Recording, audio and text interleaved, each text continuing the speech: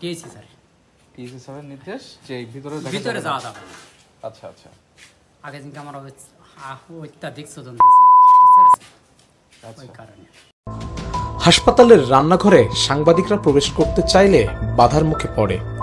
TAC স্যারের নাকি নিষেধ আছে রান্নাঘরে প্রবেশ করার। বলছি যশোর অভয়নগর উপজেলা স্বাস্থ্য কমপ্লেক্সের আদ্যপান্তের বিষয়। হাসপাতাল রোডে ঢুকতেই বাহারি প্রাইভেট ক্লিনিক ও ডায়াগনস্টিক সেন্টার রয়েছে, যার ভিড়ে সরকারি এই উপজেলা স্বাস্থ্য কমপ্লেক্সটির চেনা বড় দায়। দীর্ঘদিন ধরে জরাজীর্ণ অবস্থায় রয়েছে হাসপাতালটি, এ যেন দেখার কেউ নেই। সিভিল সার্জন বা আরও উপরে কথা বললে বারবার দায়সারা বক্তব্য আসে। সেটি হলো আমরা চিঠি দিয়ে উপর মহলে জানিয়েছি।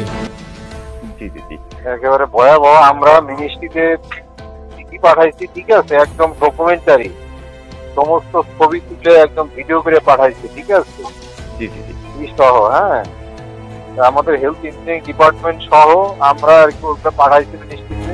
চিঠি চালাচালির মধ্য দিয়ে এক যুগ কেটে গেলেও হাসপাতালটির তেমন কোনো সংস্কার হয়নি। এবার আসা যাক হাসপাতালের চিকিৎসা ব্যবস্থার উপর।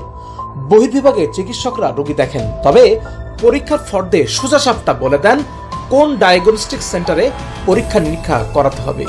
এগুলোর সবকিছুই বর্তমান ইউএচএফপিওর নলেজে আছে বলে তথ্য পাওয়া যায়।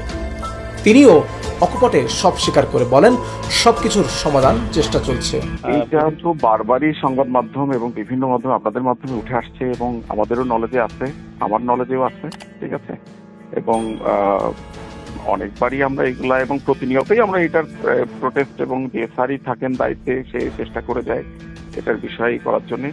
এবং আমিও আশা করি এই বিষয়টা খুবই গুরুত্ব সহকারে দেখব। যেখানে আপনাদের রোগীদের জন্য রান্না বান্না হয়, হ্যাঁ, ওখানে কি আপনার কি কোনো স্ট্রিক্ট কোনো বিধিনিষেধ আছে যে গণমাধ্যম কর্মী বা সাধারণ আমজনতা যারা আছে প্রবেশ করতে পারবে না রান্নাঘরে? না, এই ধরনের তো কোনো নির্দেশনা নাই। হাসপাতালটিতে ঘুরে দেখা যায় বিড়ালে আর রোগীতে একসাথে থাকে। খাবারগুলোর মান নিয়েও রয়েছে বিস্তর অভিযোগ।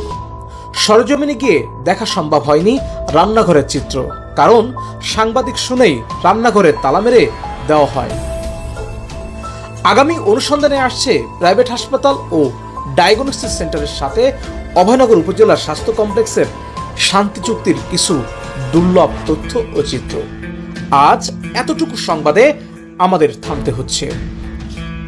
ইনসাফ আহমেদ ও আলামিন খানের তথ্যচিত্রে আবু হামজা বাঁধন, CINTV 24।